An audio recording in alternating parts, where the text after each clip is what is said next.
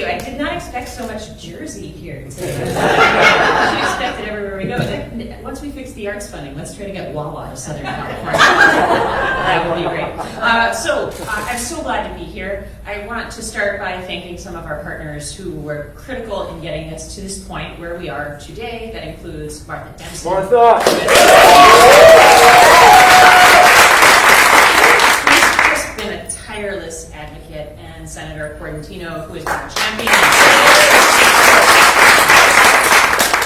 And I also want to start with something that is so obvious to so many of us. Producing theater is very, very hard. Yes. Producing not-for-profit theater is harder, especially as we all grapple with the impact of COVID on the live performing arts. Our jobs depend heavily, as you know, on the ability to gather large groups of people in mostly indoor spaces. And as many of you are well aware, COVID hit the live arts much harder than other sectors. Arts and cultural employment declined 12.1% in California between 2019 and 2020. A March study from the National Endowment for the Arts found that the unemployment rate in the arts in 2021 was still 7.2%, more than double the pre-pandemic level.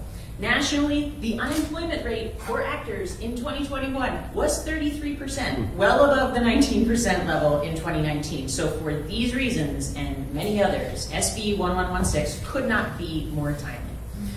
What many of us also know, what many of us have lived, is that California has underinvested in the live arts for years. And though the state has definitely made some gains under Governor Newsom, prior to the pandemic, it still ranks 28th in the nation in per capita arts funding. This is not news to people in this room, as we know. And this is not just a California problem. This is global. A 2018 UNESCO study reported that, quote, the largest subsidy for the arts comes not from governments, patrons, or the private sector, but from artists themselves in the form of unpaid or underpaid labor. It is time to change that.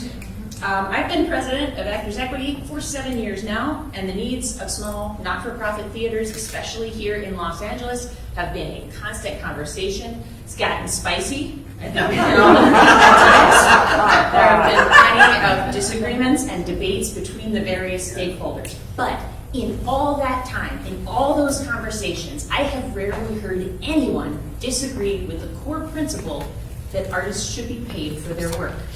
It's almost always been the question of how to get there.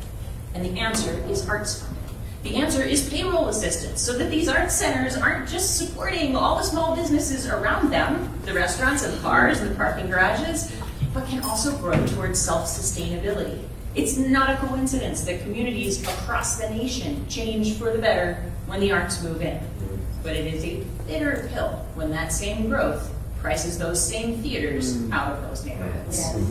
SB 1116 is the result of a nearly unprecedented collaboration, at least in my experience, between employers, workers, and lawmakers to address the actual financial struggles of intimate theaters at a fraction of what California enthusiastically allots to tax credits for film and TV production.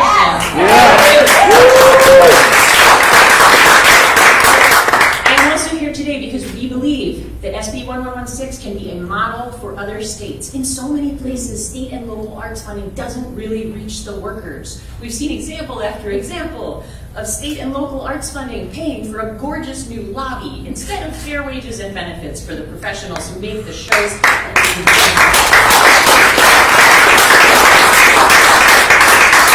That would never happen under this bill. This bill is different.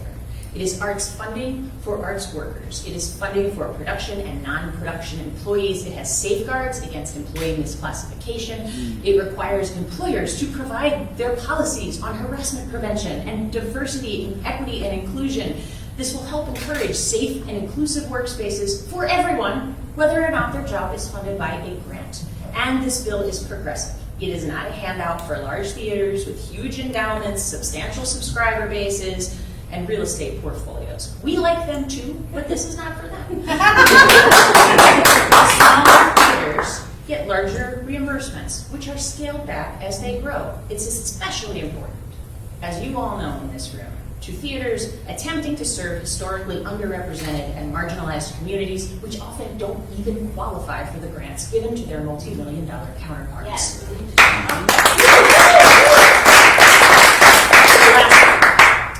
In 2017, I was in the first national tour of the musical Fun Home, and I remember standing in the wings of the Curran Theater in San Francisco just before the show, as then Lieutenant Governor Newsom and others spoke to the audience about the importance of that theater's reopening, as well as the power of the live performing arts as both cultural and economic engines. So today, my message, our message to Governor Newsom is very simple. Support the arts, support arts workers, sign SB 1.